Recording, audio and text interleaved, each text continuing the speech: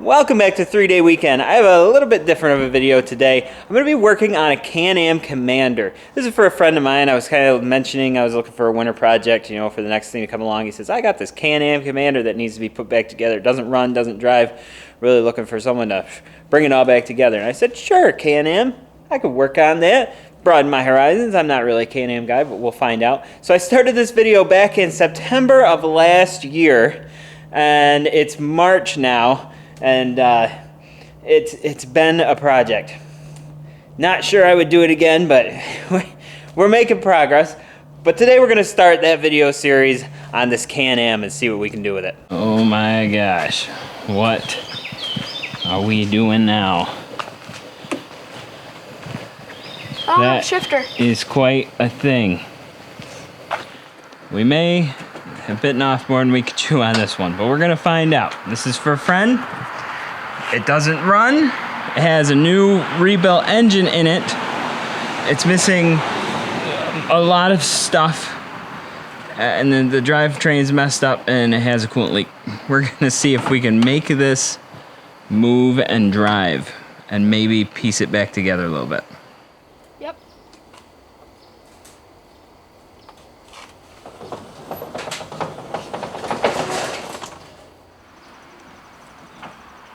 Here we go.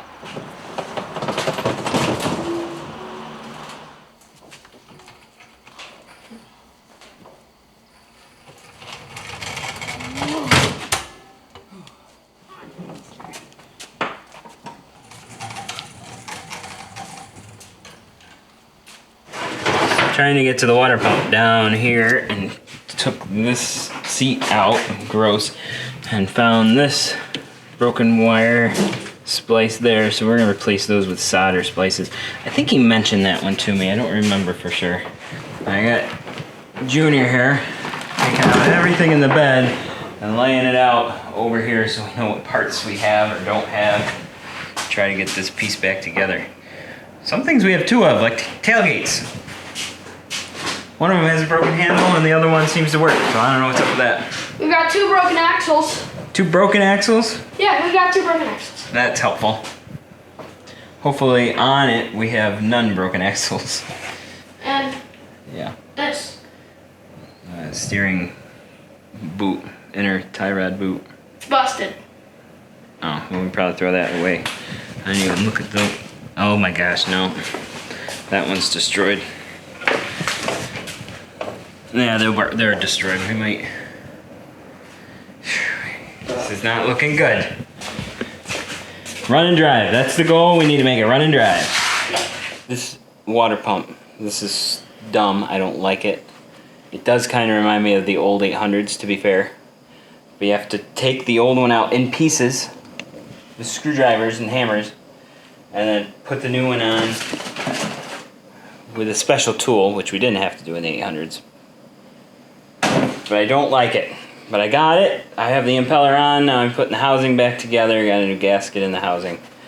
I can put this on and then the engine should, in theory, operate properly. Well, I need to put coolant in it, of course. But it should operate. I'm going to check the oil level too. I don't know if it's good on oil. What are you working on though?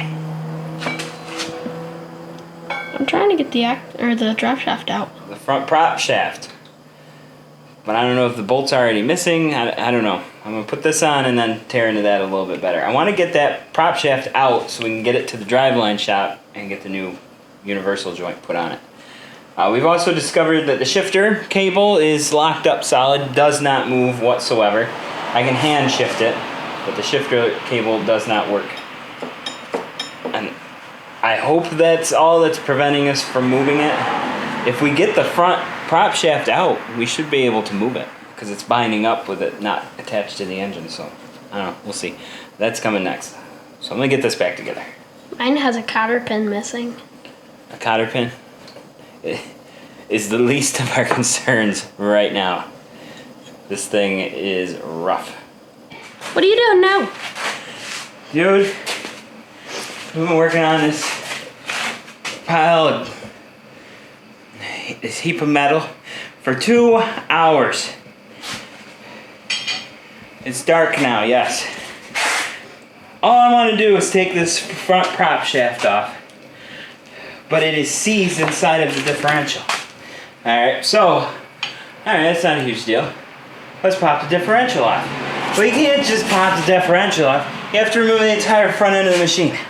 The front bumper, all the metal, radiator, so that you can open that up. And then, bless them for putting on portals. That's a pain in the neck to do. So we had to remove the bottom ball joints so we could pull the axles out of the side of the differential to get the differential. And all that did was put it on the floor. And now we're still trying to get that off. So I got my slide hammer and I'm going to try. I don't know. I'm going to have you hold it down. If we could pop that off, I could take that to the driveline shop and that's one less thing, you know what I mean? And someone has tried to work on it before. This universal joint is jacked up. It's pushed way out on this side, way in on this side. So someone has been trying to get this out of there and failing. So I have to get this out. I have to get it out. And then I want to be done for tonight. Let's try it. It is the next day. This has been soaking in PB Blaster and WD-40 and all that good stuff for 24 hours. And it still won't come out. So I thought maybe we can press it out. So I grabbed my bearing puller and I'm putting it on here, and the bearing puller has tapered edges. So I thought maybe it's worth a try to hit these bolts and maybe try to compress it. I don't know if that will be enough to force it to separate.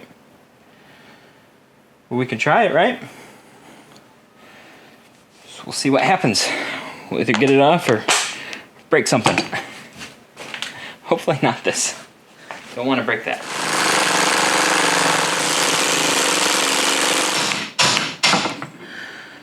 Whoo!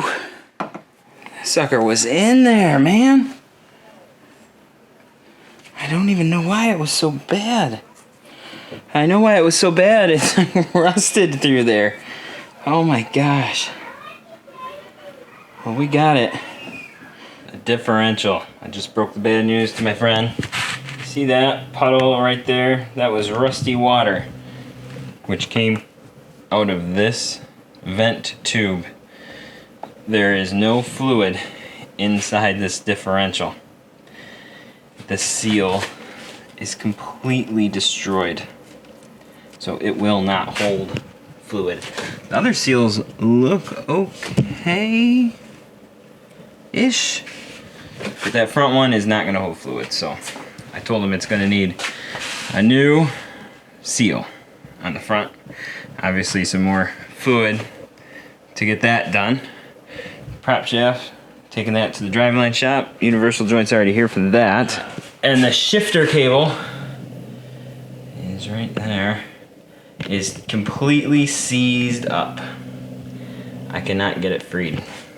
I'm gonna try for a little bit longer, but I told him it's gonna need one of those, so. And the list keeps growing. I haven't found anything wrong in the back end. That all seems okay. Universal joints on the prop shaft, they seem fine. Everything's tight. So as long as the engine is okay, once I get the new prop shaft and the front differential rebuilt, that will be okay. But it's really pointless if I can't move it under its own power without a shifter cable. What's our status? Hey, I'm working on some decorative items. We removed all of the extra wiring, that stereo, garbage, junk. None of it worked. They must have had a secondary battery hooked up at one time. We're just going to stock. Getting rid of it. Which left a gaping hole in the dashboard. So I cut down a piece of metal. I'm going to stick it inside of this hole. I might make a little sticker or something that says CanAm or something, I don't know. And put it on it so it doesn't look out of place entirely. Bolt that up just to make that neater. Shifter cable, she dead. There's a big old pinch in it. I imagine when the engine was removed or put back in, and that destroyed the shifter cable. So we're going to tell him to order some parts. This is that big gaping hole where the stereo was. There used to be a little storage bin here, but they cut it out, put the stereo in. We're gonna make it look halfway decent, you know, somewhat presentable. That's where we are right now. And I don't know what to do next. You know, I can't really start putting it back together down there. Maybe I could put the fuel tank back in. I don't know, there's not much I can do with the plastics until we get the new shifter cable in. And, you know, make sure that it runs. And then we put the front end together. What about the prop shaft? Prop shaft goes to the shop tomorrow. Got it out finally. Yeah, well, we talked about that earlier before you came out. But yeah, that's out and going to the shop, so once that comes back, excuse me, I can put the front end back together. And it'll technically drive without a shifter cable. I can shift it by hand.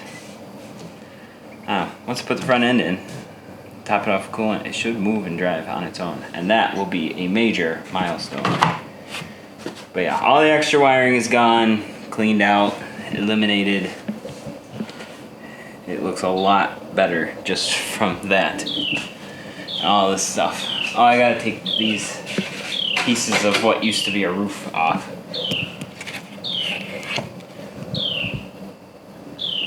So, little stuff here and there. All right, we're gonna cut it right here while we're waiting for parts. Like I said, that was September and October, I think the time span of that was.